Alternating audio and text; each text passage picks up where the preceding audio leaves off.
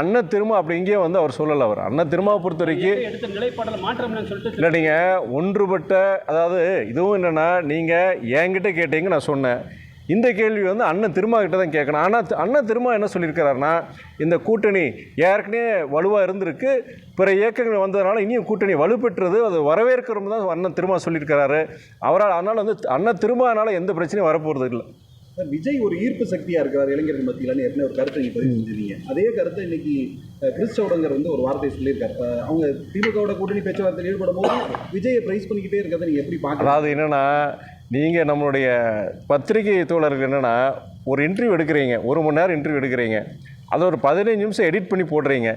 எதை போடணும் அதை போடாமல், எதை போடக்கூடாதோ அதை போடுறீங்க. நீங்கள் குழப்பத்தை உருவாக்குறீங்க, பிரேக்கிங்னு போட்டு பிரச்சனையை உருவாக்குறீங்க நீங்கள். ஆனால் என்னை பொறுத்த வரைக்கும் நானும் சரி, பிற அரசியல் இயக்க கூட்டணியில் இருக்கிற பிற அரசியல் தலைவர்கள் என்ன சொல்லியிருக்கிறாங்கன்னா, சகோதரர் விஜயை பொறுத்த வரைக்கும் ஒரு சினிமா நட்சத்திரம், தமிழ்நாட்டுடைய முன்னணி சினிமா நட்சத்திரம். இயற்கையாகவே அவருக்கு வந்து ஒரு பெரிய ஒரு அவருக்கு பின்னாடி ஒரு இளைஞர்கள் இருக்கிறாங்க, ஒரு ஆதரவு இருக்குது.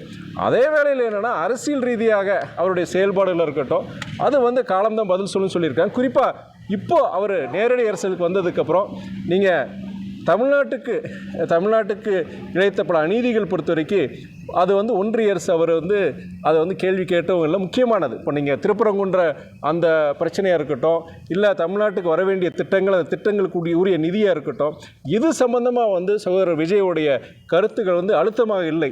ஒன்றிய அரசு கண்டித்து அவர் அழுத்தமாக எங்கேயும் கருத்து சொல்லுங்கிறது எங்களுடைய இது.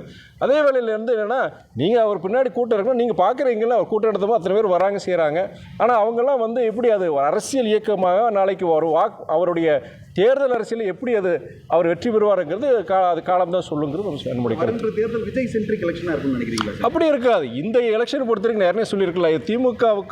திமுக அணிக்கும், திமுக தலைமையிலான அணிக்கும் அதிமுக தலைமையிலான அணிக்கும் இடையில தான் போட்டி. சகோதரர் விஜயை பொறுத்த வரைக்கும் 15 விழுக்காடு வரைக்கும் அவர் வாங்குவார். அது ஒரு பெரிய ஒரு புதிய இயக்கம் தொடங்கும் போது அது ஒரு நான் என்ன பொறுத்த வரைக்கும் பெரிய விஷயமாக தான் பார்க்குறேன். ஆனால் அது வெற்றியாக மாறாது.